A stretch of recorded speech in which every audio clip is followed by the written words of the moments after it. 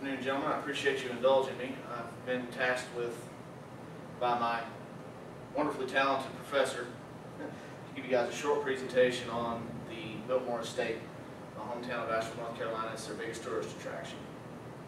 I'm going to start. I want to touch upon just a little bit of history and some of the services they offer, as well as what they do to drive the economy in Asheville, North Carolina. George Washington Vanderbilt II in 1895 decided he was going to build himself a summer home, the likes of which none of us have ever seen. And he chose about 125,000 acres of land in Asheville, North Carolina to build his summer home upon. He opened it to his family on Christmas Eve of 1895.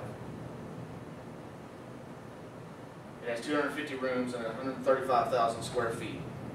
And at that size, it is the largest privately owned home in America. It opened to the public as a tourist attraction in March of 1930, and later on towards March of 1960 it opened as an actual nationally protected park tourist attraction. Now it sits on about 8,000 acres. After George Washington Vanderbilt died, his wife, at his wish, sold the remaining land to the government, and it's now the Pisgah National Forest. And that's just a little bit of history about the place. It gets into a lot deeper than that.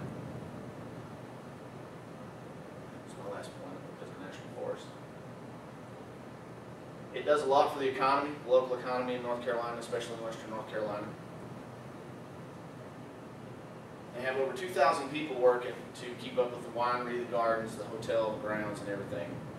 They even have, there's a statue, a bronze statue out front of George Washington Vanderbilt, and they have a conservationist on staff 5 days a week to do nothing but clean that statue and make sure it stays all original.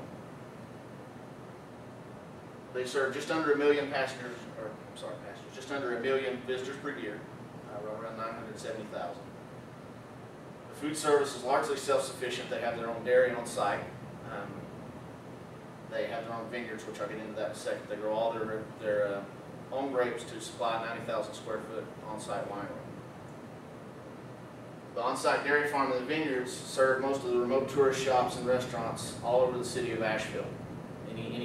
You'll find Biltmore wine, different kind of Biltmore commodities in little tourist shops all over downtown Asheville. So they bring in a lot of visitors, they serve the economy, they feed supply to a lot of those different places. On site, the winery and the grounds, they have a lot of different attractions in addition to the house.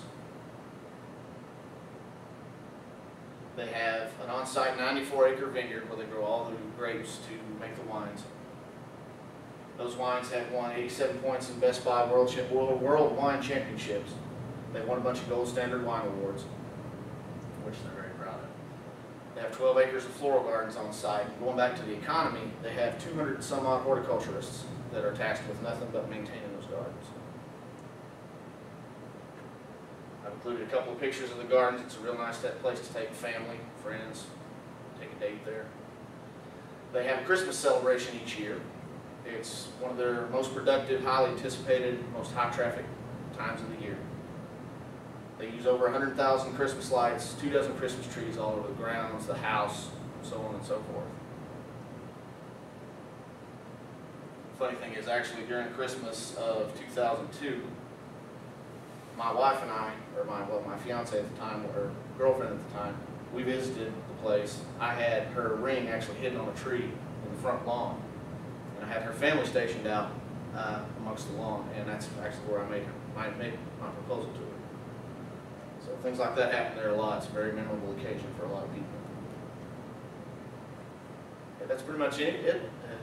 You want to have any questions? Okay. Once again, gentlemen, thank you for indulging me.